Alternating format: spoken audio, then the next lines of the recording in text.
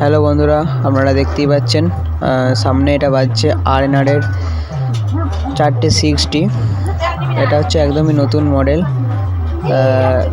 5-6টা হয়তো ফিল্ড খাটছে। এটা খুবই সুন্দর বাজছে। দেখতে থাকুন বন্ধুরা, মজা পাবেন।